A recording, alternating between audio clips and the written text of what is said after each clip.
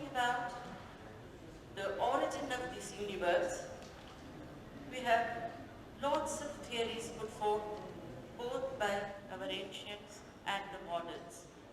What do the Vedas say about the origin of this universe, about the creation of this human world? So in this context, yajna is taken as a bio symbol. Bio means life. So yajna itself as a source of life, source of creation. The Vedas and the Vedic way of life form an inseparable part of Indian society. The Veda has a language of its own, which is peculiarly prone to imagery, vision, and flashes of insight, and it is called, we were referring to as Prabhu Samhita. Prabhu means whatever information we get there is always confirmed by the thoughts, by the powers of penance observed by the Maharshis. So the ideas given are of unquestioned authority.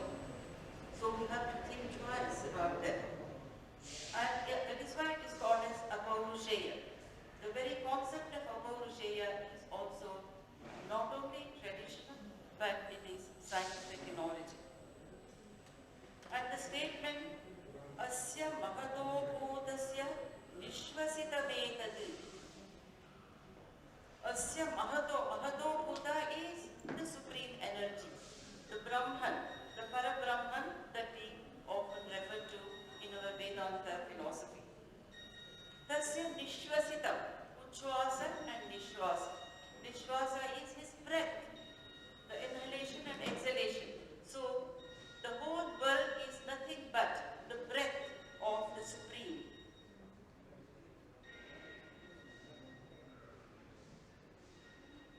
The whole setup of these Vedas, whatever you call as the four Vedas, the four Vedas, the Shadangas, the Upangas, the Shadakshinas, the Puranas, and the Brahma Sutra, the Prasthanatrayas, and even the classical works, they are all said to come under Vedic literature in the sense the Vedas are compared to a gold mine.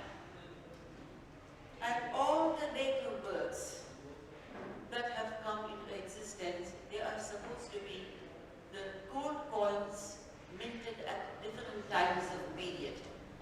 So without understanding the Vedas, it is very difficult to understand the later literature or anything as a matter of fact. They all look like a mirage value. So what is it? What is the principle of creation conveyed in the Vedas is very important for us. The main theme of the Veda is yajna. Yajnartham Vedaha Pravrittaha.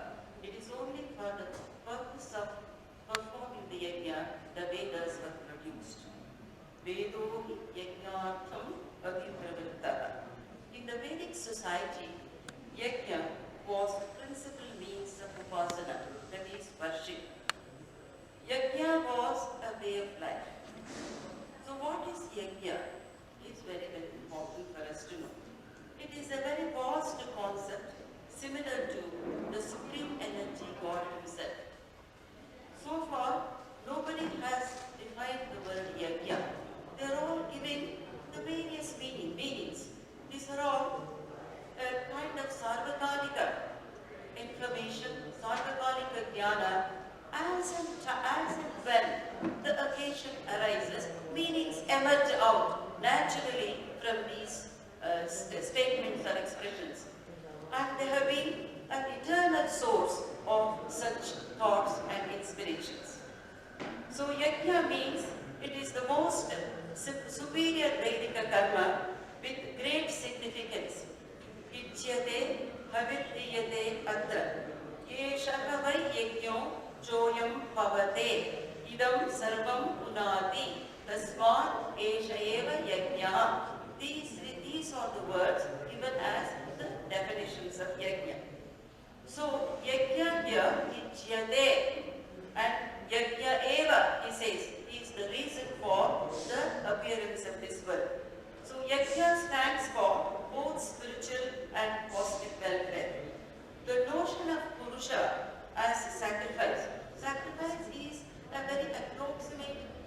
connotation of the word yajna.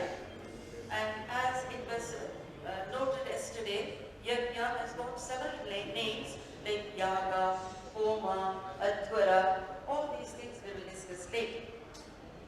The notion of Purusha, see in the Purusha Sutta you have Yajnena, Yajnamaya Janta Devaha, Tani Dharmani Pratamanya. Now what is the concept here? The notion of Purusha as sacrifice, as yajna, has influenced even the Sankhya area, the Sankhya philosophy, which you find in the Bhagavad Gita. In the Rig Veda, the gold gem, that is Hiranyagarbha, is represented both as the creator and product of creation. Further, what is the meaning given by Yaskacharya? Yaska, in his Nirukta, goes on explaining various Vedic words. Nirukta is one of the Vedangas we know. So it helps us to understand the meanings of the words and the thoughts in the Vedas. He says, Yajna, see, has the word Yaj, which means Deva Puja, Sangatikarana and Dana. See, it gives three extra meanings apart from what is familiar according to tradition. Deva Puja means, so Yajna stands for Deva Puja. Deva Puja means prayer, ordinary rituals. So it's right in the morning, you take bath, you light the tap, you offer some flowers, or you go to a temple, take some things and give to the priest, offer. All these things come under Yajna only, Deva Puja. And Deva Puja also means, you see, the prayer, the meditation. And in what a way, Evama, Evam, Yatha Prapadyante, Tans Tatha Bhajamyam. So you can just take any object. See, if you don't have a Ganesha idol, we make a Ganesha idol, means a symbolic one, out of turmeric powder and install Ganesha in that and start worshipping. So the power lies in the mantras. So the idol is always secondary for us. So Deva Puja is also considered as yajna. What about Sangatikarana? Sangatikarana means, see, congregation of people. Here there is a small congregation of people. So he says there is a yajna going on here. What is the meaning? This is jnana yajna, he says. So yajna has got such a vast meaning. It is as vast and universal as God himself. We have not explored all the meanings of the term yajna. The few meanings that are familiar only I am going to give. Then dana, he says. Dana, the word dana itself again means sacrifice in English. Yajna also means sacrifice. Dana also means sacrifice. So the word sacrifice, you go to a temple, you fish out for a coin from your pocket and you offer it. So the yajna also is considered as yaga. The meaning of the word yaga in Amarakosha is yago, yagaha, he says. Yaga, the very concept of sacrifice, giving away something for a better cause, is yajna. Wherever you are doing something, that is why he says vidyadana, kanyadana, all these things come under yajna only. Yago, yagaha. Any concept of yaga for the purpose of the society, for the purpose of more people, comes under yajna. So this means all actions of excellence performed with faith, selflessness, nishkama and spirit of sacrifice are called yajna. Now let us go deep into the Vedic concept.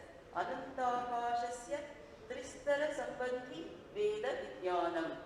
Vedic sciences deal with three regions of eternal space.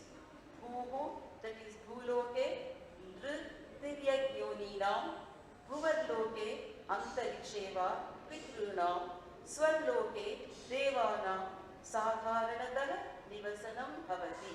Yetesham Paraspara Sambandha, Rishinam, Devanam, Pitrunam, Rinam, Tiryagyoninam, Paraspara Bhavana. Pradhanyad Vedasya Panchamaha Prasanga Pradhanyena Pratiyate Tattu Hidayamapi Samadhyatamasti Paraspara Avayanta Shreyam Varam Avaksyata iti. So these three regions, that is Bhuloka, is the earth where the human beings, the bees and all the insects Antarisha, the terrestrial region, you have the Pitrus, the ancestors, and then you have the higher regions where we have the Devas who occupy various portfolios to manage the whole world. All the 33,000 crores of Devatas that we have, see, they stay in different forms, in different places of this earth, in the form of energy, and try to control and maintain this universe. This is the meaning here. Now God is the first who performed this yajna first, is the question. God is the first yajna doing yajna in the universe, for the universe. What was the purpose of that yajna? It was for the universe and creation of human life out of supreme life. So he just thinks that he has to create the world. Then he starts performing the yajna, because there was nothing else except himself before creation. So he had to make himself as the material for performing this yajna, for creating this world. So all religions, even Christianity has accepted there is only God before creation and nothing else. So God himself is the material for this creation. So how did he do? Then it needs some methodology. So there is a process for this creation. Material is available, he is ready to offer himself, but the method was the yajna. So God himself, it was a yajna for life out of life, energy and out of energy. So bio means life. Everyone comes out of this energy. Energy can neither be created nor destroyed. It can change its state. All religions agree that there is only God before creation. Yet Purushena Deva Yajnamaya Janita Tani Dharmani Pratamanyasana. And yajna is the first principle. Dharma here means principle. First principle of creation. And yajna is a cosmic reproductive element.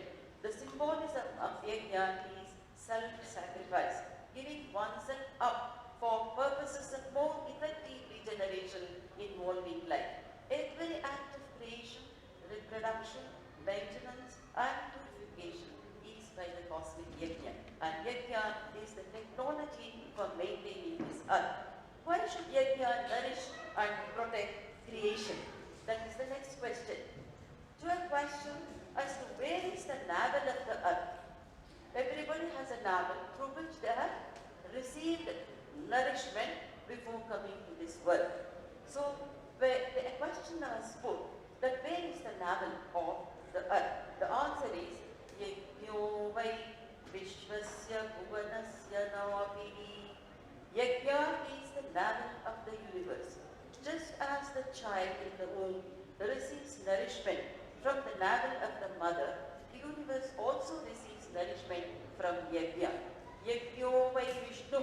Yajna also has another meaning according to the grammarians, that yajna, ya iti ashraya.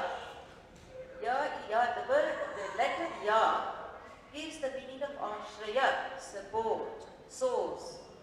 Yaha, janati iti yaha. Yajna is an attempt to know your source, from where you have emerged. That is the meaning of yajna. And what is the source? Yajno vai Vishnu. The source is none other than the Mahavishnu, the great energy, the supreme energy. And yajna is the creator himself. A mother protects a child. Why?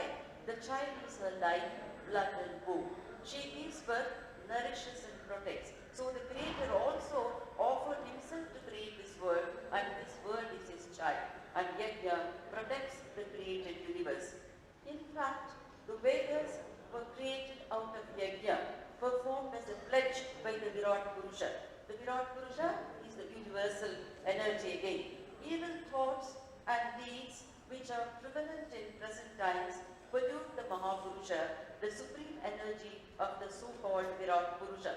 I'm just trying to explain why yajna has to be performed.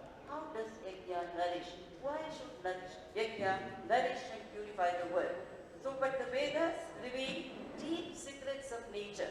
The Karma Kanda is completely scientific, by which human beings try to enrich themselves by the energetic ways of nature. Yajna can help to replenish nature, thus minimizing human agonies like ecological imbalance, causing natural disaster, pollution, excessive rainfall, drought, earthquake, epidemic, famine, cyclone, and world wars. So our duty is to maintain Prakriti Dharma by performing yajna, and in turn it protects us. Dharmo rakshati rakshitara. The concept of Agni in the sacrifice. All types of yajna, the general meaning of yajna, involve the installation, invocation, and worship of Agni, that is Agnirvai Devanam Mukham.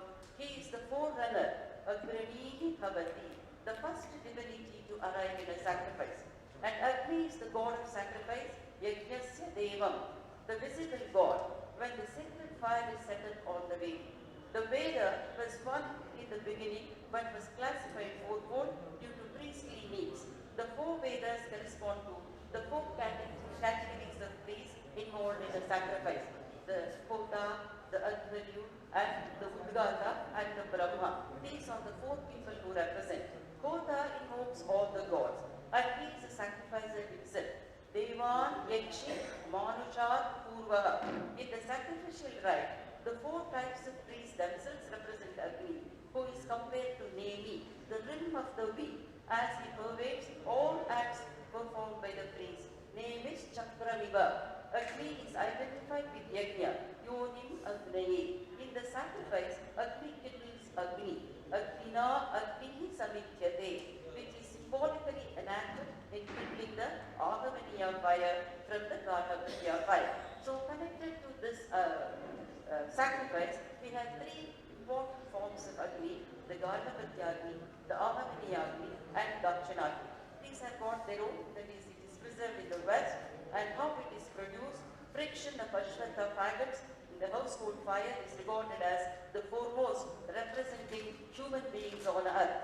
And in the east, and this is symbolic of the sun where gods abide. Dakshinagni in the south. This is symbolic of beings and spirits who dwell in the mid region. These are the three fires known as Agnihotra, which take care of creation. The thermal energy, the herbal energy, the energy is produced when a yajna is performed, the thermal energy due to the presence of fire, the herbal energy due to the various sacred herbs, medicinal herbs that we offer, and the power of the mantras. Release the healing waves of cosmic power. The aim of the Pancha Mahayajnas ordained for a householder is also to uphold life. And yajna for rain and crops. The Vedas tell us about the ways of getting rain through yajnas. The Varsheshti yajna, also called Varjani yajna, has to be performed as per laid down rules. In cloud seeding, etc., that is the modern methodology to get rain.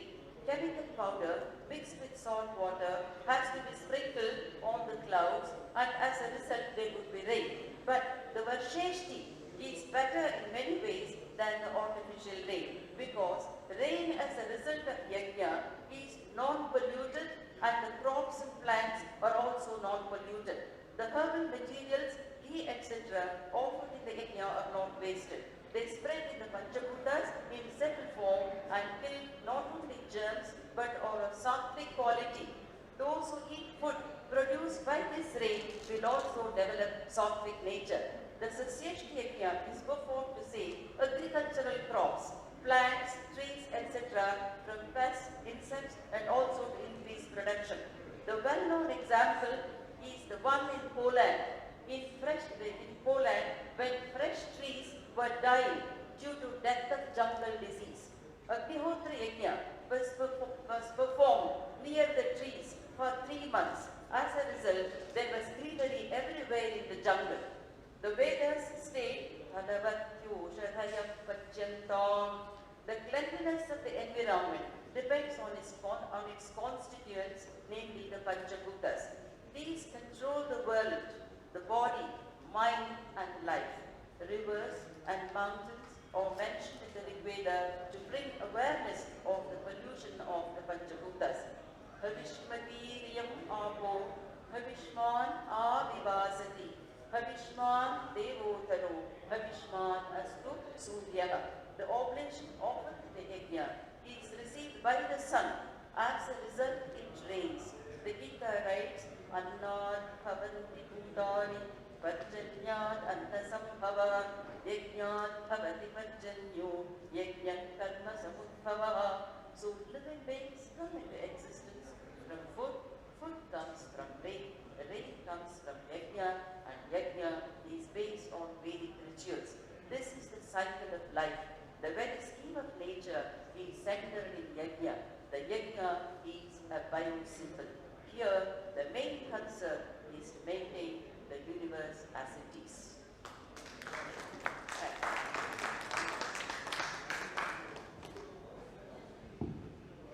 After this